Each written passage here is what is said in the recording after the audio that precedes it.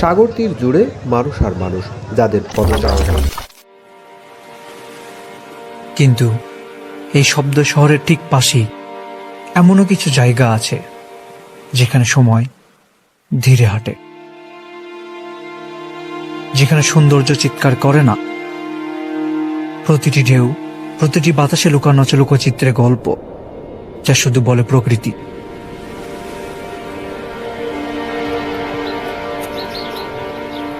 কারণ এখানে প্রকৃতি অবিকল প্রভাবশালী।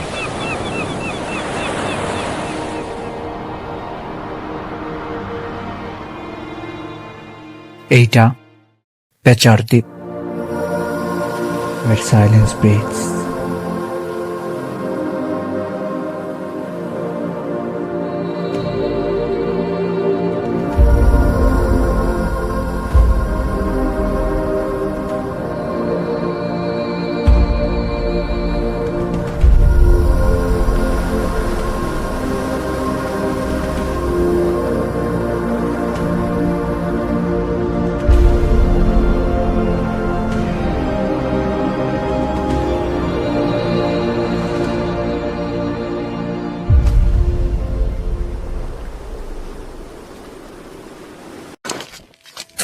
বিশ্বের দীর্ঘতম প্রাকৃতিক বালুক বেলা কক্সেস বাজার।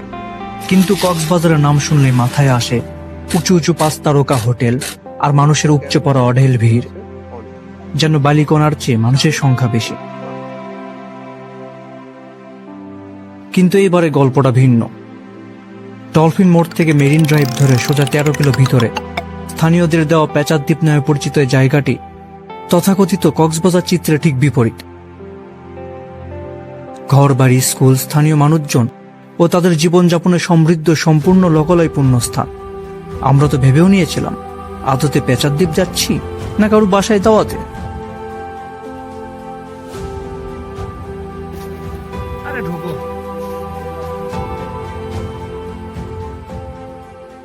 কিন্তু সকল সন্দেহের বিচ্ছেদ ঘটিয়ে আমরা যখন পৌঁছালাম, তখন সামনে ছিল প্রশান্ত মহাসাগরের ঢেউয়ের গর্জন, কিছু ডিঙি নৌকা, পরন্ত বিকেলের আকাশ আর ক্লান্ত সূর্যটাকে কোলে নিয়ে সেই পেচার দ্বীপ।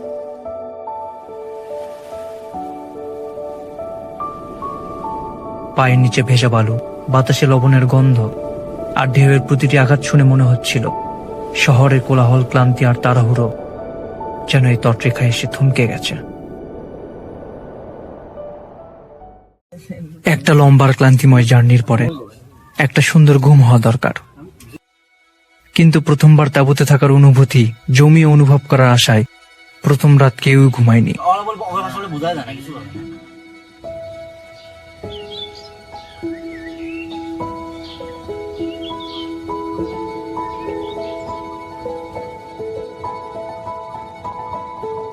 মারিন বে ক্যাম্পিং রিসোর্টে সকালের নাস্তা সেরে এইবার পালা কাঙ্ক্ষিত সেই পেচার দ্বীপ।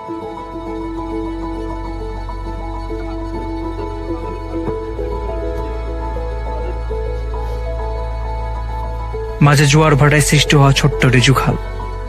হ্যাঁ, আপনাদের মতো আমরাও ভেবেছিলাম এত ছোট খাল তো হেঁটেই পার হওয়া যেত, কিন্তু পানির নিচে ধারালো কোরালের বিষয় জানার পর ভাবনাটা তখনই বাদ দেওয়া হয় সাথে সাথে।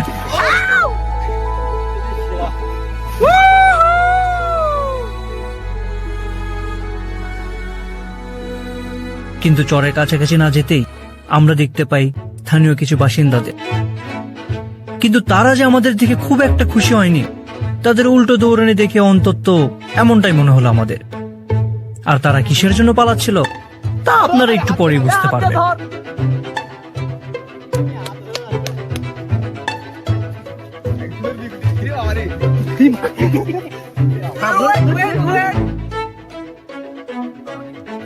না সরবান্দা, আমরা তাদের অনিচ্ছা সত্ত্বেও নিজেদের ওয়েলকাম নিজেরাই করে ছেড়েছি।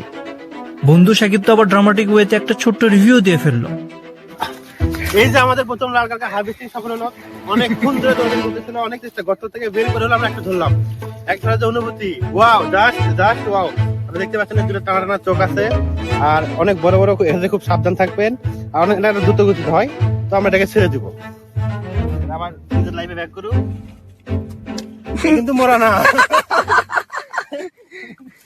বেচারারা তার নিজস্ব জীবনে ব্যাক করিয়ে আমরা এগিয়ে যাই নিজেদের জীবনের অন্যতম সেরা একটা অভিজ্ঞতার সাক্ষী হতে।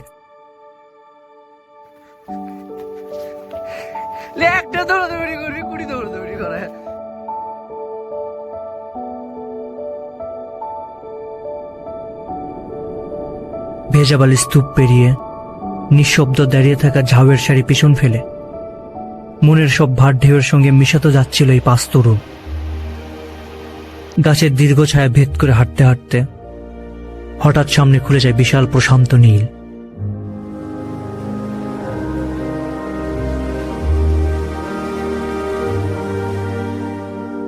তরুণ কয়েকটি প্রাণ থমকে যায়, কথা থেমে যায়, হাসি নরম হয়ে আসে, কারণ এখানটার বালিতে নেই কোনো পায়ের ছাপ। কেউ ডাকছে না, কেউ দেখছেও না, যেন এই সমুদ্র ছিল শুধু আমাদেরই অপেক্ষায়।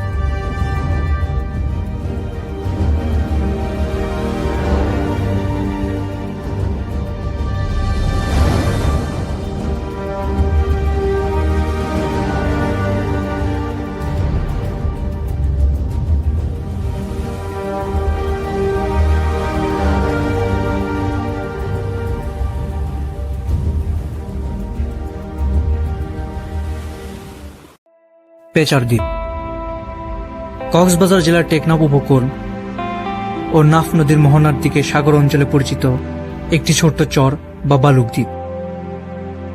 মূল ভূখণ্ড থেকে দূরে না হলেও জোয়ার ভাটার উপর নির্ভরশীল। বর্ষায় অনেক সময় ডুবে যায়, শীতে আবার বালুচর হিসেবে ভেসে ওঠে। নৌপথে চলা স্থানীয় জেলে ও মাঝিরা জায়গাটিকে এই নাম ধরেছিল। কোনো সরকারি মানচিত্রে দ্বীপের চিহ্ন পাবেন না। সহজ করে বললে পেচার দ্বীপের ইতিহাস লিখিত দলিলে নয়, মূলত মৌখিক লোককথাই টিকে আছে। আগে এই চরে পেচাদের বসবাস ছিল। সন্ধ্যা ও রাতে জেলেরা নৌকা বাঁধলে পেচার ডাক শুনত, সেই থেকে এই নাম প্রচলিত। স্থানীয় জেলেদের মধ্যে ধারণাও ছিল রাতে এখানে নামলে অশুভ ইঙ্গিত হতে পারে। হঠাৎ কুয়াশা, দিকভ্রান্তি বা ঝড় ওঠা। শোনা যায় ব্রিটিশ আমল বা তার পর কিছু সময় এই চরে নৌযান লুকানো বা পাচারকারীদের অস্থায়ী ঘাঁটিও ছিল।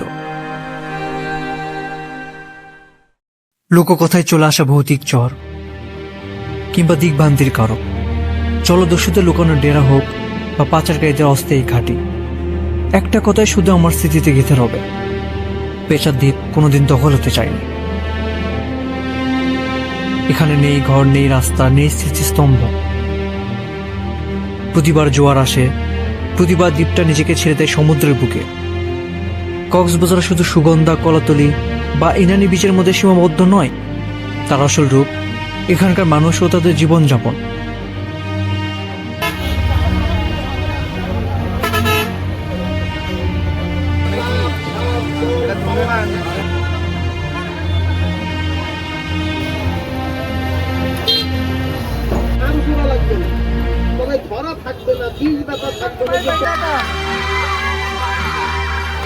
বে অফ বেঙ্গলের আসল রূপ যদি খুব কাছে থেকে দেখতে চান, তাহলে ছোট্ট বালুচর হতে পারে আপনার প্রথম শুরু।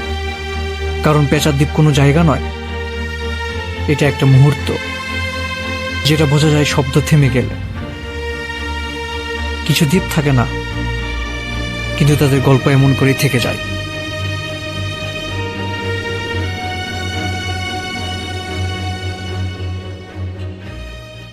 কিন্তু পেচার দ্বীপের গল্প এখানে শেষ হলেও আমাদের গল্প কিন্তু আরেকটু বাকি। क्योंकि पिक्चर अभी बाकी है मेरे दोस्त।